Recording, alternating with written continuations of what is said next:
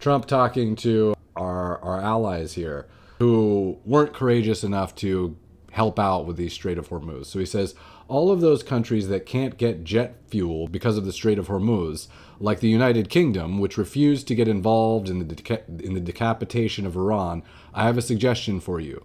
Number one, buy from the US. We have plenty. And number two, build up some delayed courage, go to the Strait, and just take it. I love that line. Build up some delayed courage, calls them out, and just go to the Strait and just take it, which is what he's kind of doing with Venezuela. He did that with the whole dictator. He took his courage, he went and he just grabbed Maduro, right? He says, you'll have to start learning how to fight for yourself. The USA won't be there to help you anymore, just like you weren't there for us. And I love this kind of tit for tat thing that Trump does, right? Theoretically, if you're one of those countries, you might say to yourself, well, he's only in office for another 3 years, but that's going to be a long 3 years, right? Of Trump calling you out and basically saying we're not going to come in and help you, which I think he's actually being honest. He says, Iran has been essentially decimated. The hard part is done. Go get your own oil. So he's been calling them out frequently. He calls out France later on in the morning. He says to France, same thing, basically, we'll remember. The country of France wouldn't let planes headed to Israel, loaded up with military supplies, fly over French territory. France has been very unhelpful with respect to the butcher of Iran, who has been successfully eliminated. The USA will remember. It's France. Are you confident? There's him right there. So he started off the day calling out the U.S. allies. And then he started talking about plans to leave Iran, which is interesting because we've had a lot of talk recently online about there's the 82nd Airborne is being deployed to the area, right? Those are the parachuting troops that get in behind enemy lines. People were speculating maybe his plan was to take Karg Island and secure it. Maybe he's putting boots on the ground, right? But you have Trump coming out and saying today, basically, that we're planning on leaving in about 2 or 3 weeks.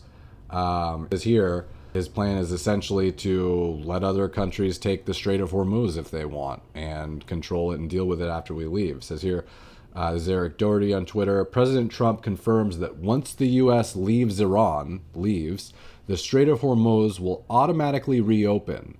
Trump, my attitude is I've obliterated the country. Let the countries using the strait, let them go and open it. Do yours. Sounds familiar, like his proposition to the UK and others this morning. So basically saying there, U.S. doesn't really use the strait, so then calling out Britain and telling them to go in there and grab that courage, muster it from somewhere and go take the strait, right?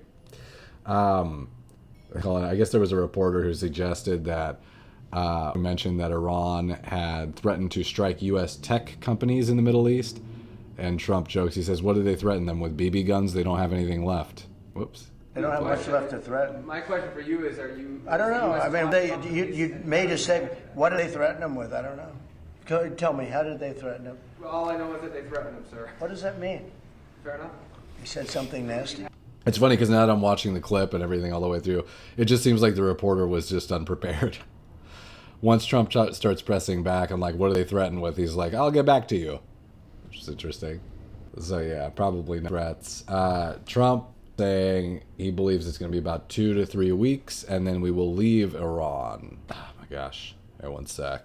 They'll be able to fend for themselves. I think it'll be very safe. Actually. Sorry, sometimes this We have nothing to freezes. do Let's with go that. back. What happens to the Strait and Hormuz Strait, they'll go right up there and they'll be able to fend for themselves. I think it'll be very safe.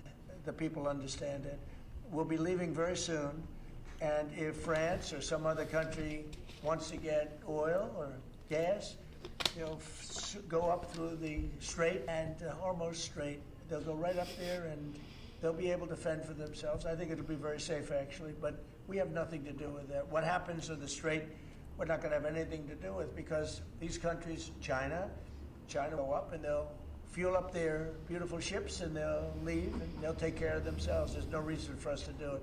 We hit them hard. We got rid of a lot of the radicalized lunatics along the Strait, but if they want something, but I would say that within 2 weeks, maybe 3, we're hitting them very hard. Last night we knocked out tremendous amounts of missile-making facilities. We, as you probably read or wrote, we knocked out, excuse me?